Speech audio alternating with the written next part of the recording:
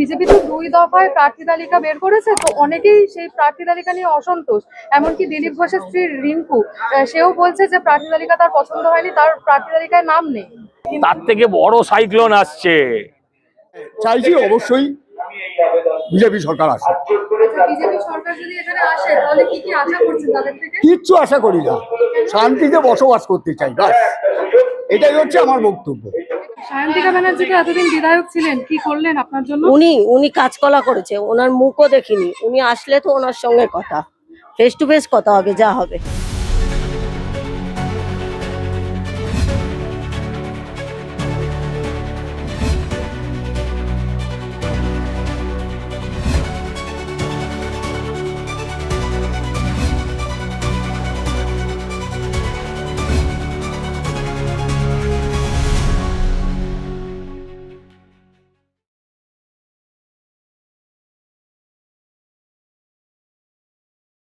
দুদিন আগে দেখলাম যে একটা পোস্টার লাগানো, একটা হোর্ডিং লাগানো, সেই নিয়ে বিক্ষোভ শুরু করলো তৃণমূল।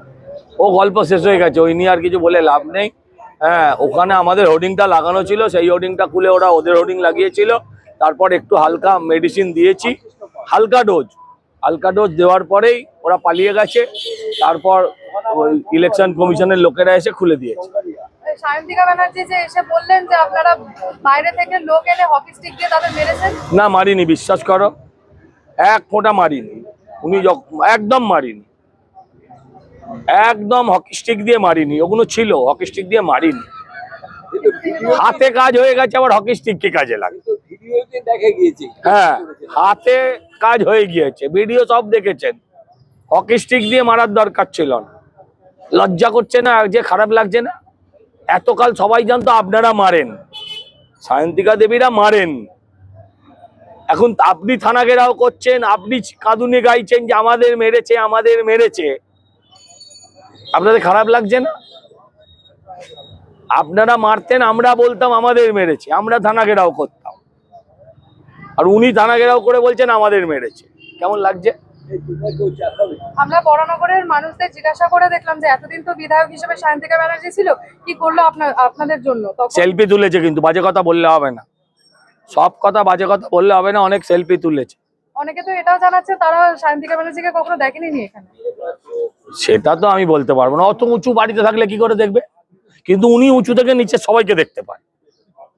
অতএব এই কথা বললে হবে না যে উনি দেখতে পাচ্ছেন না। উনি ঠিক নজর রাখছেন, 17 তলার ওপর থেকে ঠিক নজর রাখেন নিচের দিকে, ওনার প্রজারা কেমন আছে। বিজেপি তো ২ দফায় প্রার্থী তালিকা বের করেছে, তো অনেকেই সেই প্রার্থী তালিকা নিয়ে অসন্তোষ। এমনকি দিলীপ ঘোষের স্ত্রী রিঙ্কু সেও বলছে যে প্রার্থী তালিকা তার পছন্দ হয়নি, তার প্রার্থী তালিকায় নাম নেই। এটা হয়, এটা বড় দলে এটা হয়, এটা সবসময় হয়ে এসেছে। গান্ধীজিরও নেতাজিকে পছন্দ ছিল না প্রার্থী তালিকায়, এসব হয়, বড় দলে হয়। তৃণমূলে এসব নিয়ে খুন খারাপা হয়, এটা হয় না। নির্বাচন কমিশন তো কিছু 6টা গাইডলাইন দিয়েছে যাতে নিরপেক্ষভাবে হিংসাবিহীন ভোট করানো যায়। এখন অব্দি 6টা দিয়েছে, আরো কত আসবে আপনি অপেক্ষা করুন, দেখতে থাকুন। বলছে ওয়েবক্যাম তো লাগানো হবে, 8 ঘন্টা যদি বন্ধ থাকে তাহলে পুনর্নির্বাচন হবে। এভাবে আরে ও কিচ্ছু পুনর্নির্বাচন হবে না, কোনো কিচ্ছু লাগবে না। শুধু ডান্ডাগুলো যেগুলো নিয়ে আসবে সেন্ট্রাল ফোর্স, সেই ডান্ডায় যেন তেল মাখানো থাকে, তারা যেন অ্যাক্টিভ থাকে, আর কিছু করতে হবে। এখনো পর্যন্ত প্রায় 44 জন আইএস এবং আইপিএস কে বদলি করা হয়েছে, তার জন্য হাইকোর্টে মামলা করলেন কল্যাণ বন্দ্যোপাধ্যায়। কি বলবেন? কল্যাণ বন্দ্যোপাধ্যায় কোনো মামলায় হারে না, জেতে না। আপনি যেখানে দাঁড়িয়ে এই কথাটা আমি বলছি, হ্যাঁ, সেই কামারহাটি পাশের কেন্দ্রের বিধায়ক মদন মিত্র কথাটা অনেকবার বলেছে যে কল্যাণ কোনো মামলা জেতে না। অতএব কল্যাণ বন্দ্যোপাধ্যায় কবে বলেছে? কল্যাণ বন্দ্যোপাধ্যায় কখন মামলা করেছে? ওনার রবিবার রাত্রে, শনিবার রাত্রে, রাত্রির 8টার পর, হ্যাঁ, এই যে এক একটা সময় এক একটা কাজ করে। অত ভেবে চিন্তে কথা বলতে হবে। তার জন্য তো জ্ঞানেশ কুমারকে আবার মমতা ব্যানার্জি চিঠি দিলেন, তিনি বলতে চাইছেন যে যখন মার্চ এপ্রিল আচ্ছা, যখন চিঠি দিয়েছেন তখন ওপরে একটু জ্ঞানেশ কুমার লিখেছেন না ভ্যানিশ কুমার লিখেছেন? জানতে চাইছি। উনি তো ভ্যানিশ কুমার বলেন, জ্ঞানেশ কুমার তো বলেন না। চিফ ইলেকশন কমিশনার সিইসি নাম লেখিনি। তিনি বলতে চাইছেন মার্চ এপ্রিল মাসে যখন ঝড় বৃষ্টি বন্যা সাইক্লোন হবে তখন কে সামলাবে? তার থেকে বড় সাইক্লোন আসছে। নবান্ন 14 তলা থেকে একটা গদি উড়ে গঙ্গায় গিয়ে পড়বে। কি চাইছেন এবারে নির্বাচনে পরিবর্তন আসুক? আমি তো ব্যক্তিগতভাবে চাইছি যে পরিবর্তন আসুক। যারা 5 বছর থাকবে তারা কাজ করুক, তাদের যদি কাজ ভালো লাগে তাহলে পরবর্তীকালে আবার 5 বছর রাখা হবে, আর নয় বিদায় দেওয়া হবে। এটাই আমার বক্তব্য। আচ্ছা, এতদিন ধরে তো এখানকার বিধায়ক ছিলেন সায়ন্তিকা ব্যানার্জি, তো কতবার দেখেছেন তাকে? না, সত্যি কথা বলতে কি, ওনাকে মানে যাতায়াতের পথে দেখি একটু। যাই হোক, এবার কাজ তো পার্টি করবে, সেগুলো তো আর আমাদের জনসাধারণের দেখার দায়িত্ব। কিন্তু যতটা পারছে করছে, একদম যা আছে মানে মোটামুটি পার্সেন্ট। তাহলে কি কি করলেন এতদিন? এই যে দেখুন না, আমার বাড়ির পাশে এত নোংরা, সারা দুনিয়ার লোক ফেলে। আমি বহুবার কমপ্লেন করে কোনো কাজ হয়নি। আগুন ধরিয়ে দিচ্ছে, এখানে কোনো প্রোটেস্ট করা যাচ্ছে না। ঠিক আছে, প্রোটেস্ট করতে গেলেই মারতে আসছে, এগুলো তো ঠিক নয় না। তাই চাইছি অবশ্যই বিজেপি সরকার আসে। বিজেপি সরকার যদি এখানে আসে তাহলে কি কি আশা করছেন তাদের থেকে? কিচ্ছু আশা করি না, শান্তিতে বসবাস করতে চাই, ব্যাস এটাই হচ্ছে আমার বক্তব্য। এটা আপনার মনে হয় যে বিজেপি আসলে শান্তি আসবে? অবশ্যই আসবে, অবশ্যই। অনেক দেখেছি, আমি তো, আমার বয়স এখন 58 বছর। ঠিক আছে, আমি তো অনেক ভোট দিয়েছি, আমি তো দেখছি বরাবরই সবই। হ্যাঁ, পার্সেন্টেজ একটা কাজ হয়েছে, সেটা অস্বীকার করতে পারবো না, কিন্তু মানে 90% বা 80% হয়নি, এটা আমরা বুঝি। রাজ্যে তো চাকরি নেই, ছেলেমেয়েরা বেকার ভাতাতে অ্যাপ্লাই করলো? আমার মেয়ে করেছিল, পায়নি। সেই লক্ষ্মীর ভান্ডারের টাকা কি সংসার চলে, নাকি ছেলে মেয়েদের চাকরির দরকার? ওটাই কাল করেছে আমাদের, সত্যি কথা বলতে কি, বুঝতে পেরেছি, ওটাই কাল। ও 2,000 টাকায় কোনোদিন কারো সংসার চলে না, আর চলবেও না। হয়তো দিচ্ছে, ঠিক কথা নিয়েছে আমার ওয়াইফ। হ্যাঁ, আমি নেওয়া মানে যখন ফর্ম ফিল আপ করেছে, যখন মানে টাকা ঢুকেছে, তখন আমি জানতে পেরেছি যে এই ফিল আপ করেছে। বুঝতে পেরেছি, আর কি বলবো, সবই তো শুনলে। বড়নগরের আবহাওয়া কিরকম বুঝছেন? এবারে কি পাল্টানো হবে? আবহাওয়া তো মোটামুটি ঠিকই আছে, এখন কি হবে বলা যাচ্ছে না। সব জায়গাতে সবকিছু হওয়া উচিত, চেঞ্জ হওয়া উচিত। এখন কি হবে এটা কি করে বলবো? একটু চেঞ্জ হোক। সায়ন্তিকা তো এতদিন ধরে বিধায়ক ছিলেন, কতবার দেখেছিলেন ওনাকে? একবার আইছে, আমি আমি অবশ্যই জানি, আমি যাই না, আইছে একবার আইছে। কি কি করলো এতদিনে আপনাদের জন্য? সেটা আমি বলতে পারবো না। আমার ননদ এখনো বার্ধক্য ভাতা পাইনি। আমি বার্ধক্যতা পাইনি, আমার এখনো বার্ধক্যতা অনেক বছর আগে করেছি, এটাই ওর আফসোস, এখনো পাইনি। বার্ধক্যতা দেয় না আমার। লক্ষ্মীর ভান্ডার পাচ্ছেন? হ্যাঁ, লক্ষ্মীর ভান্ডার পাচ্ছে ও। ছেলেমেয়েরা কি বেকার ভাতার জন্য অ্যাপ্লাই করেছে? না, আমার ছেলে চাকরি করে তো করেনি, আচ্ছা আচ্ছা, অ্যাপ্লাই করে। Thank you. কি চাইছেন এবারে পরিবর্তন আসুক? বলো কি পরিবর্তন কি চাইছে? আমি টার্ম কোম্পানিতে চাকরি করতাম। হ্যাঁ, সেই টার্মটাই বন্ধ হয়ে গেছে গা, সোজা কথা। হ্যাঁ হ্যাঁ, টার্মটাই বন্ধ হয়ে গেছে গা। পুনরায় জানি টার্মটা যেন চালু হোক, এটা আমরা চাচ্ছি। হ্যাঁ, আর আর আমার 60 বছর ধরে চাকরি করছি পুরো, কিন্তু আবার কোনো ফেসিলিটি কিচ্ছু পাইনি। হ্যাঁ, ঝাঁট প্রাণে দিয়ে কাজ করেছি, একটা কামাই নেই, ঝড় জল নিয়ে কাজে গেছি। হ্যাঁ, কিন্তু আমরা চাচ্ছি যে টার্মটা যেন চালু হোক। হ্যাঁ, আর পেনশনটা যেন আমার হোক, আমার পেনশন নেই। কি চাইছেন এবারে সরকার পরিবর্তন হোক? তো সবাই চাইলে আমিও যাবো, আমিও যাবো। সবাই চাইলে হ্যাঁ হ্যাঁ হ্যাঁ, আমিও চাই। এতদিন তো এখানকার বিধায়ক ছিলেন সায়ন্তিকা ব্যানার্জি, কি কি করলেন আপনাদের জন্য? আমাদের তো কিছু করে কতবার দেখেছেন বিধায়ক হওয়ার পর তাকে? আমি দেখতে পাই, আমি দেখতে পাই। অসংখ্য ধন্যবাদ। আপনি কি কতদিন ধরে আছেন এখানে? আমি এখানে 18 বছর ধরে আছি। কি বুঝছেন এবারের আবহাওয়া পরিবর্তন হবে? পরিবর্তন দরকার, কেন দরকার? দরকার মেয়েদের সেফটির জন্য পরিবর্তনটা খুব দরকার। আর দাদা যেই হিসাবে পাশে থাকে, আমি আর কোনো পার্টিকে পাশে পাইনি। আমার যখন বিপদ হয়েছিল, আমি দাদাকেই একমাত্র পাশে পেয়েছি। সায়ন্তিকা ব্যানার্জি তো এতদিন বিধায়ক ছিলেন, কি করলেন আপনার জন্য? উনি কাজকলা করেছে, ওনার মুখও দেখিনি। উনি আসলে তো ওনার সঙ্গে কথা, ফেস টু ফেস কথা হবে, যা হবে। লক্ষ্মীর ভান্ডার পাচ্ছেন? উনি তো আমাদের টাকাই আমাদের দিচ্ছে, তার জন্য তো সবকিছুতেই আমরা হত্যকি ভরছি না। চাকরি নেই, শিক্ষা নেই, স্বাস্থ্য নেই, তাহলে কি দেখে ভোট দেওয়া যায়? আর তো কেউ ভোট দেবে না, মানুষ বুঝে গেছে।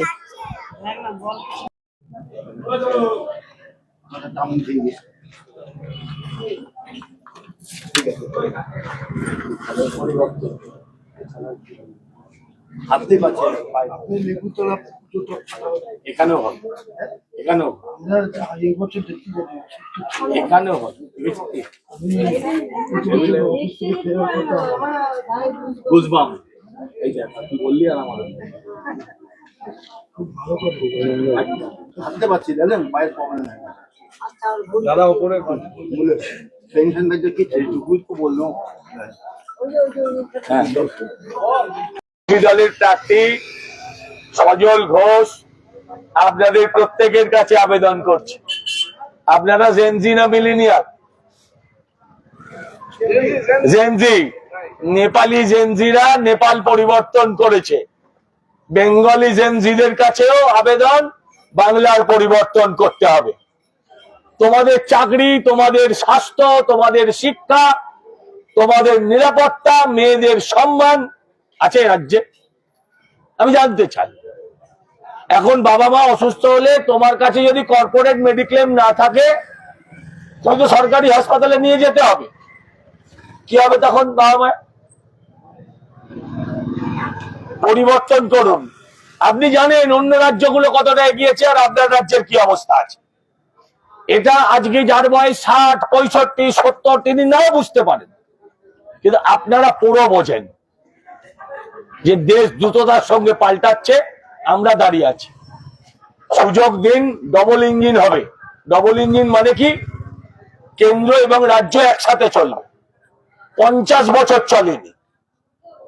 আপনি জেনে নেবেন বাড়ির সিনিয়রদের থেকে, 35 বছর ধরে সিপিএম, তারাও চলেনি কেন্দ্রের সাথে, এরাও চলেনি 15 বছর।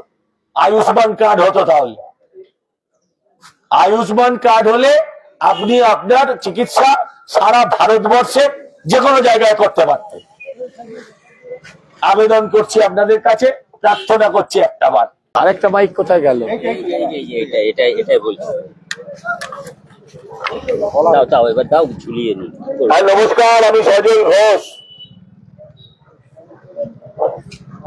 মেয়েদের নিরাপত্তার স্বার্থে, ছেলেদের চাকরির দাবিতে, ছেলে এবং মেয়ের রাজ্যে চাকরি নেই, ভাতা আছে। অন্য রাজ্যের মুখ্যমন্ত্রীরা বলেন আমি চাকরি দিয়েছি, ভোট দাও। এ রাজ্যের মুখ্যমন্ত্রী বলেন আমি 26,000-এর চাকরি খেয়েছি, তাই আমায় ভোট দাও। অভয়ার মায়েরও নিরাপত্তা নেই এ রাজ্যে, আবার এ রাজ্যে রাষ্ট্রপতিরও নিরাপত্তা নেই। অভয়াদেরও নিরাপত্তা নেই, রাষ্ট্রপতিরও নিরাপত্তা নেই। অভয়ার মায়েরও সম্মান নেই, তামান্নার মায়েরও সম্মান নেই, এই রাজ্যে রাষ্ট্রপতি একজন মহিলা, তারও সম্মান নেই। তাই আপনাদের প্রত্যেকের কাছে প্রার্থনা করছি, পরিবর্তন করুন, বাংলাটাকে পাল্টান। ওই বাচ্চাটাকে কথা ভাবুন, ওই বাচ্চাটার কথা ভাবুন। ওর বড় হবার পর ওর কি অবস্থা হবে রাজ্যে? ও ভালো করে কলেজ থেকে ফিরতে পারবে কি পারবে না? কসবা ল কলেজের ছাত্রীটার কথা ভাববেন, অভয়ার মায়ের কথা ভাববেন। ওর মা জানতো না, যে মেয়েটা বললো মা তুমি শুয়ে পড়ো আমার খাওয়া হয়ে গেছে, সেই মেয়েটা পরের দিন লাশকাটা ঘর থেকে ক্ষত বিক্ষত হয়ে কাছের গাড়ি করে ফিরবে, এটা জানতো না। একজন দর্জির কাজ করা, সামান্য দর্জির কাজ করা একটা মানুষ অত পরিশ্রম করে একটা মেয়েকে ডাক্তার বানিয়েছিল, আর অপরাধীরা তার চোখ দিয়ে রক্ত বার করেছে। এর প্রতিশোধ নিন, এর বিচার আপনারাই দিতে পারেন। তামান্না একটা ওইটুকুই বাচ্চা মেয়ে, তার বুকে বোমা মেরে তৃণমূলের খুনিরা খুন করেছিল। তার মা ভোটে দাঁড়িয়েছে কেন? যে এখনো খুনিদের গ্রেপ্তার করা হয়নি। খুনিদের শাস্তির জন্য মা এমএলএ হতে রাজি হয়েছে। মা এমএলএ হতে রাজি হয়েছে কি জন্য? খুনিদের শাস্তির দাবি। তাই আপনাদের প্রত্যেকের কাছে আবেদন করছি, আপনাদের প্রত্যেকের কাছে আবেদন করছি, পশ্চিমবঙ্গটাকে বাঁচান, এই রাজ্যটাকে বাঁচান। ভাতায় ভাত জুটবে না, ভাতায় ভাত হবে, ভাত জুটবে না। মেয়ের জন্য সোনা রাখতে শুরু করেছেন, আপনার মা রাখতো না, এটা তোকে বিয়েতে দেবো, আপনিও সেটা রাখেন, রাখেন কিনা? রাখবেন হয়তো আর কদিন পরে, কিন্তু আপনার আসল সম্পত্তি, আসল সোনা হচ্ছে এই মেয়েটা। ওই মেয়েটার ভবিষ্যতের কথা ভেবে মানে ভোট দিন। আমরা যেমন এলআইসি করি ভবিষ্যতের কথা ভেবে, তুলুন না কি আছে, আমরা যেমন এলআইসি করি ভবিষ্যতের কথা ভেবে, সেরকম মেয়েটার ভবিষ্যতের কথা ভেবে এবারের ভোটটা আপনি দিন। মায়েরা বারবার ফোন করে, এই কত দূর এলি, এখনো বাড়ি ফিরলি না কেন? আসলে আতঙ্কে, মেয়েদের নিয়ে মায়েরা আতঙ্কে থাকেন। তাই আপনাদের কাছে প্রার্থনা করছি, পশ্চিমবঙ্গের পরিবর্তন খুব জরুরি। বাংলাটাকে বাঁচান। আপনার বিজেপিকে ভালো লাগতে পারে, বিজেপিকে ভালো নাও লাগতে পারে, কিন্তু বাংলাটা বাঁচাতে এই মুহূর্তে দ্বিতীয় কোনো প্রতীক আপনার কাছে নেই। তৃণমূলকে তাড়াতে পারে এমন কোনো প্রতীক আপনার কাছে নেই। তাই একটা সুযোগ বিজেপি। এইসব পতাকা লাগাচ্ছেন, কোনো কাজ হবে না। মুখ্যমন্ত্রী বলেছেন যে আমি যদি চাই 1 সেকেন্ডে একটা সম্প্রদায় তোমাদের সবার 13টা বাজিয়ে দেবে, বলেছে কিনা? শুনেছেন? বলেছে কিনা? না শুনে থাকলে শুনে নেবেন। আপনাদের কাছে সেটাই আবেদন করতে এসছে, আপনারাও 1 সেকেন্ডে বোতাম টিপে এই সরকারের 12টা বাজিয়ে দিন। এই আবেদন আপনাদের প্রত্যেকের কাছে করে গেলাম।